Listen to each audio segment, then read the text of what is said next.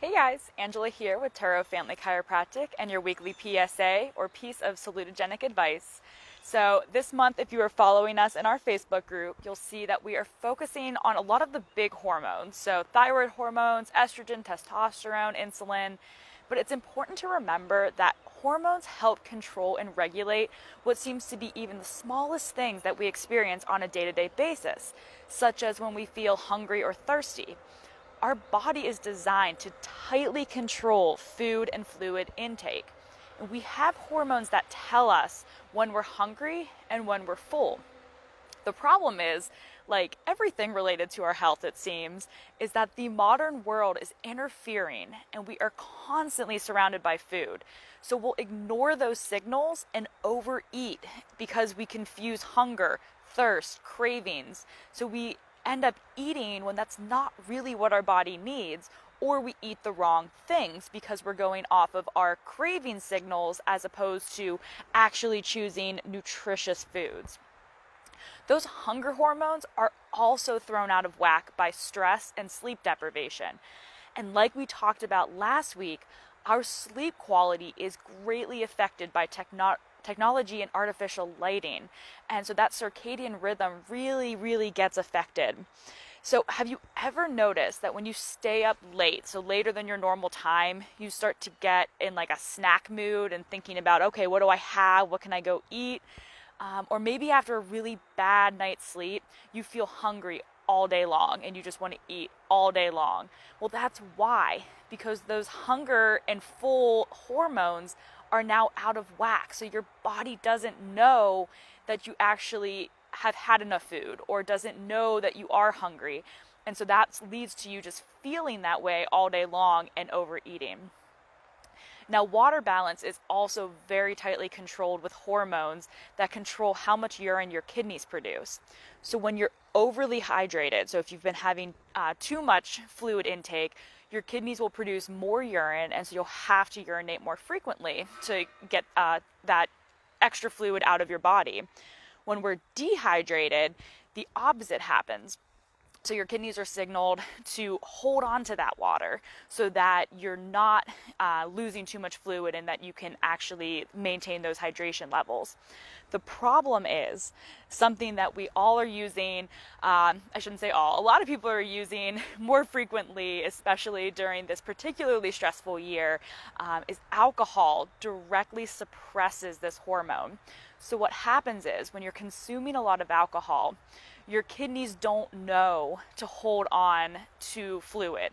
So that's why if you've ever experienced that where you've had a few drinks, you feel like you have to urinate more frequently. That's why, because that hormone's suppressed. So then your kidneys don't hold on to retain that fluid and you have to urinate more frequently. Now, this is what's going to cause a lot of those really unpleasant symptoms that we experience if we've had too much alcohol. So dehydration, nausea, and that hangover feeling the next day. That's really because our body wasn't able to retain any fluid and we are severely dehydrated after excessive alcohol intake. And think about it, even if you're drinking more water in between alcoholic beverages, which is a great strategy and you absolutely should do to help keep yourself hydrated and help cut down on the number of alcoholic beverages you're drinking. But remember, if that hormone's suppressed, even if you're drinking more water, your kidneys won't be able to hold on to them. So you're still going to release that water at a faster rate and you're still going to end up dehydrated. So that's why it's really important, especially the next day. Hydrate, get in lots of fluids, make sure you're getting in electrolytes as well, because again, if we're not retaining fluid, if we're urinating at a higher frequency, we're going to lose a lot of electrolytes as well. So make sure you're getting that replenished as well to help maintain that balance. That's going to help with hydration and fluid balance as well. So obviously, alcohol in moderation is the best option, but it happens to all of us.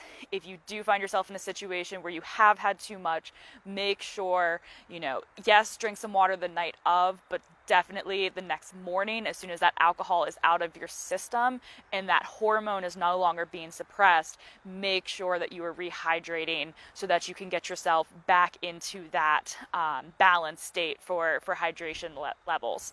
So again, hormones are affecting everything from the big stuff that we experience, that we think about, all the way down to the little things like, are we hungry or thirsty?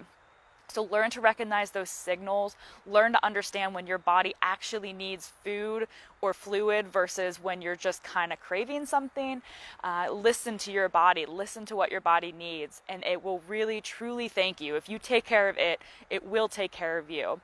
So it's a process, it's a journey, it takes time, but just recognize that, when we talk about hormonal imbalances and hormones being affected by our modern lifestyle and some of these things that we do, we're not just talking about the big stuff, the thyroid, the reproductive hormones. We are talking about all of the little things, head to toe, that we experience on a day-to-day basis that can potentially be affected by a hormone imbalance. So that is your weekly PSA, piece of salutogenic advice. Make sure you guys are following us all month long for lots and lots of hormone information that we are posting on our Facebook group. So make sure you guys are staying tuned for that. And as always, we will see you the same time next week, and have a great day. Enjoy another beautiful fall day. I keep lucking out on these Wednesdays. I will take this. I will be outside as long as possible. So you guys have a wonderful day. We'll see you next week. Thanks.